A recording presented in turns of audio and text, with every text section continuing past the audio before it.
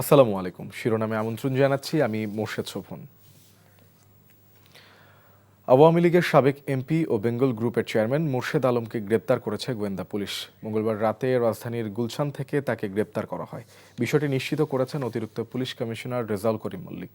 জানান, তার বিরুদ্ধে একাধিক মামলা রয়েছে। মোর্শেদ আলম বেসরকারি টেলিভিশন RTVরও চেয়ারম্যান। 2014 সালে 10ম জাতীয় সংসদ নির্বাচনে নোয়াখালী 2 আসন থেকে সংসদ সদস্য নির্বাচিত হন। এরপর একাদশ ও দ্বাদশ সংসদ নির্বাচনেও একই আসন থেকে সংসদ সদস্য নির্বাচিত হন তিনি। ব্রাহ্মণবাড়িয়ার বিজয়নগর সীমান্তে বিএসএফের বিরুদ্ধে মুরাদুর রহমান মুন্না নামে এক যুবককে পিটিয়ে হত্যার অভিযোগ করেছে নিহতের স্বজনরা। মঙ্গলবার সন্ধ্যায় উপজেলার পাহাড়পুর ইউনিয়নের সেজামুড়া সীমান্তের 0 পয়েন্টে এ ঘটনা ঘটে। নিহতের পরিবার জানায়, বিকেলে মুন্না তার ফসলি জমি দেখতে সেজামুড়া সীমান্তের কাছে যান।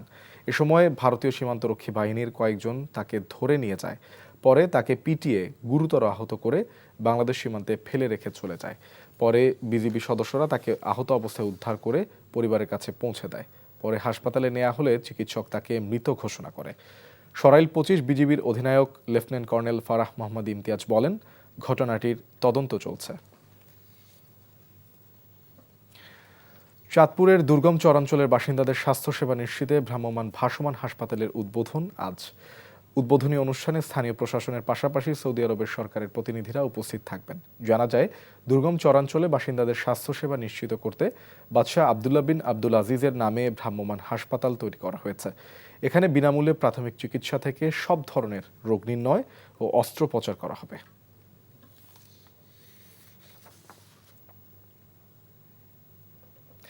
দর্শক, এই বিষয়ে বিস্তারিত জানতে চাঁদপুর থেকে সরাসরি যুক্ত হচ্ছেন সহকর্মী Shariful Islam. Shariful, medical mobile unit প্রকল্প থেকে কি কি সেবা পাওয়া যাবে?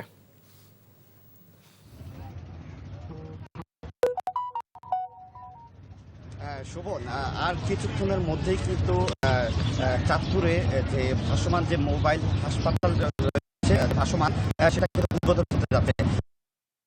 চরাঞ্চলে কিন্তু পূর্ব পশ্চিম পাশে একেবারে প্রত্যন্ত চরাঞ্চলে কিন্তু মূলত প্রথমবারের মতন বাদশাহ আব্দুল আজিজ বিন যেই ভাসমান মোবাইল হাসপাতাল রয়েছে সেই হাসপাতাল উদ্বোধন হতে যাচ্ছে।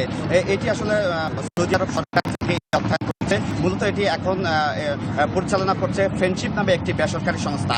পরবর্তীতে কিন্তু সরকারি অর্থায়নে এবং সরকারিভাবে কিন্তু এই দেখভাল করা হবে।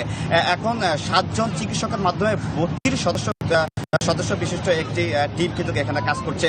এই যে চাঁদপুরের যে হাইমচর উপজেলা যে একবার দুর্গম চরাঞ্চলে এই মোবাইল যে হাসপাতাল রয়েছে, ভাসমান হাসপাতাল রয়েছে, এই হাসপাতালের মাধ্যমে মানুষ কিন্তু একেবারেই সুফল পাবেন। এখানে মূলত হচ্ছে যে তারা অপারেশন করাতে পারছে, বিনামূল্যে ডাক্তার দেখাতে পারছে এবং তারা ওষুধ পাচ্ছে। তারা এই রোদ বৃষ্টি ঝড় উপেক্ষা করে তারা যখন উপজেলা এবং জেলা হাসপাতালে আসতো, সেই কষ্টটা কিন্তু তাদের এখন আর করতে হবে না। মূলত এই হাসপাতাল থেকেই তারা কিন্তু একবারে বলা চলে যে জাতীয় মানের যে চিকিৎসা সেবা সেটা আসলে পাবেন।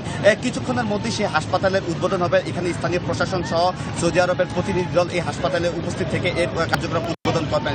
এখানে যারা আগত এসেছেন তারা কিন্তু বলেছেন যে দীর্ঘদিন যে তাদের যে দাবি ছিল একটি স্বাস্থ্য সেবা নিশ্চিত করার লক্ষ্যে, সেটা কিন্তু বাস্তবায়ন হবে। তো এই ছিল আমার কাছে সর্বশেষ। শোভন। শরীফুল, আপনাকে ধন্যবাদ। দর্শক, চাঁদপুর থেকে সহকর্মী শরীফুল জানাচ্ছিলেন ভাসমান মোবাইল হাসপাতালের খবর। শিরোনাম এইটুকুই। এই খবরের ভিডিও সহ আপডেট জানতে ভিজিট করুন এনটিভি অনলাইন www.ntvbd.com। এছাড়াও এনটিভি জনপ্রিয় সব অনুষ্ঠান ও খবরের আপডেট জানতে ভিজিট করুন আমাদের ইউটিউব ও ভেরিফাইড ফেসবুক পেজ। 12টায় মধ্যাহ্নের খবর দেখার আমন্ত্রণ রইল। ধন্যবাদ সবাইকে।